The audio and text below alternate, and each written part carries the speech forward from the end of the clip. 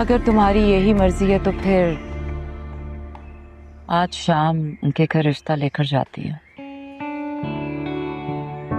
आप सच कह रही हैं? हाँ, उनको बता दो फोन करके कि आज शाम हम घर आएंगे उनके।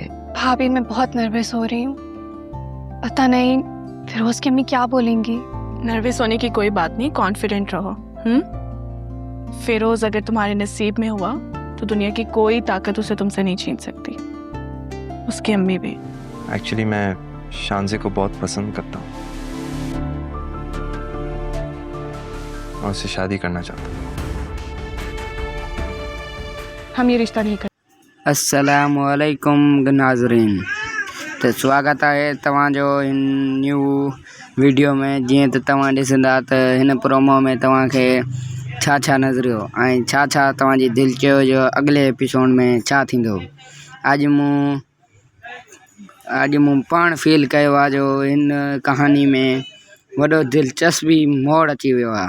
जंहिं मोड़ ते असां ॻाल्हि कयूं था तंहिं मोड़ जो तोड़ इहो ई थींदो जीअं तव्हां हिन टीज़र में ॾिठो।